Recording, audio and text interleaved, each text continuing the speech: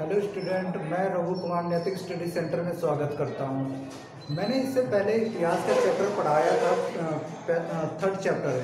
तो भारत में राष्ट्रवाद का उदय, तो मैंने बताया था कि भारत में कैसे राष्ट्रवाद का उदय होता है। तो पहला मैंने बताया था कि यूरोप के वजह से भी भारत में राष्ट्रवाद का उदय होता है। दूसरा कारण बताया था कि 1757 में क्या होता है, प्लासी युद्ध होता है। प्लासी युद्ध होने के कारण ब्रिटिश क्या करते हैं, बंगाल पे पूरी तरह कब्जा कर लेते हैं, जिसकी वजह से क्या है कि भारत में राष्ट्रवाद का उदय होता है। चौथा वो मैंने बताया था कि किसान के फसल बर्बाद होने के कारण भी क्या हुआ, सामान की कीमत क्या है, दुगनी होने लगी, और दुगनी होने के कारण भी भारत में राष्ट्रवाद का उदय का हुआ।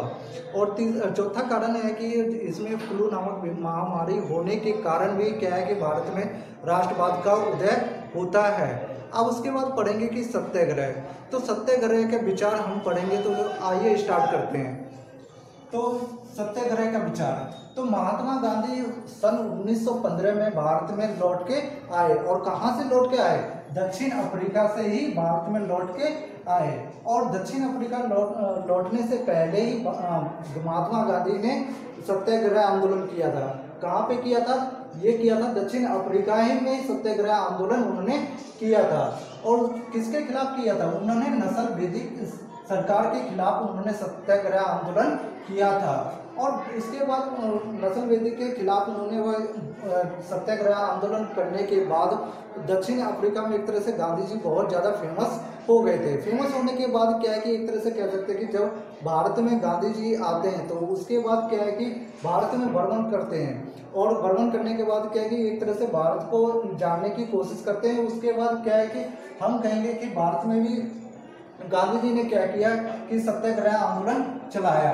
तो पहला सत्याग्रह आंदोलन हम देखेंगे कि बिहार में चलाया। बिहार के कौन से जिले में चलाया, बिहार के चंपारण जिले में ही सत्याग्रह आंदोलन उन्होंने चलाया था। तो ये कब चलाया, 1917 में कह सकते हैं कि भारत में बिहार में सत्याग्रह आंदोलन चलाया था। तो सत्याग्रह आंदोलन चलाने का श्रेय आप कह सकते हैं कि गांधी जी ने ही वह चलाया था। तो सत्याग्रह आंदोलन जो उन्होंने वो बिहार में चलाया, तो कह सकते हैं कि बिहार में एक राजकुमार शुक्ला नामक व्यक्ति किसान थे। तो उन्होंने क्या किया कि गांधी जी के पास आए। और गांधी जी के पास आने के बाद उन्होंने क्या, वहाँ चंपारण जिले की पूरी कहानी उन्होंने सुनाया। और कहानी क्या थी, कहानी ये थी कि वहाँ पे 3/20 भाग में नील की खेती जबरदस्ती ब्रिटिश द्वारा करवाया जाता था। तो ऐसा कहा जाता है कि नील की खेती करवाने के बाद क्या होता था कि वो जमीन बंजर पड़ जाती थी। बंजर होने के कारण क्या है कि अब उसमें हम ना तो अनाज उपजा सकते हैं, ना ही अदर खेती कर सकते हैं। जिसके वजह से क्या है कि अब वहाँ के किसान बहुत ही एक तरह से कह सकते हैं कि उत्पीड़ित थे। और उत्पीड़ित होने के कारण क्या है, उन्होंने क्या किया कि जब गांधी जी और चंपारण जिला में आए तो उन्होंने भी फिर उसके बाद चंपारण सत्याग्रह आंदोलन किया। और आंदोलन करने के कारण क्या है कि यहाँ पे बहुत ही ये आंदोलन क्या रहा, प्रभावित रहा।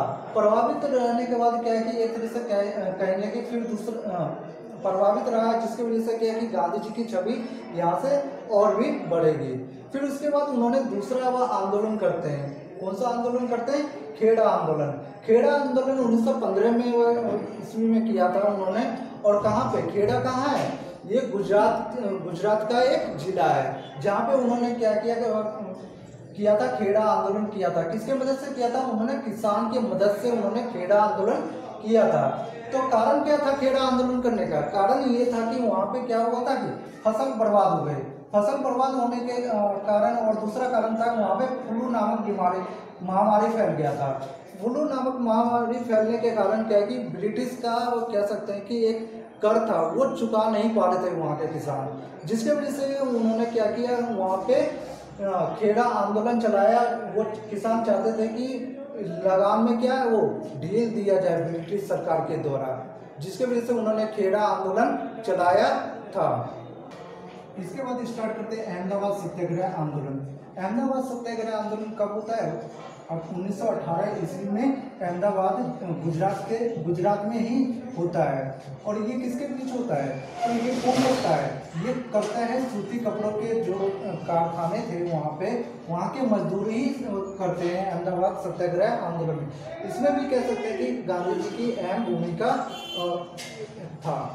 तो मजदूर चाहते थे कि क्या वहाँ पे क्या मजदूरी का वेतन बढ़ाने के लिए वहाँ मजदूर चाहते थे कि वहाँ का जो मजदूरी वेतन वो बढ़े, जिसकी वजह से क्या है कि उन्होंने वह अहमदाबाद सत्याग्रह आंदोलन चलाया था।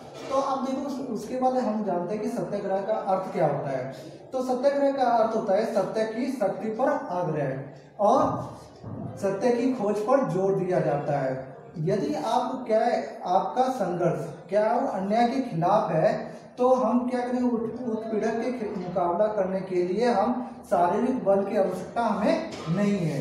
तो जिसके लिए हमें केवल सत्याग्रह आंदोलन का सहारा लेके ही हम क्या कर सकते हैं, तो हम कह सकते हैं कि शत्रु के चेतना को हम झकझोर सकते हैं। तो इसी वजह से कह सकते हैं कि गांधी जी का एक तरह से सबसे बड़ा हथियार कह सकते हैं कि आंदोलन का कौन सा रहा, सत्याग्रह का विचार ही उनका रहा।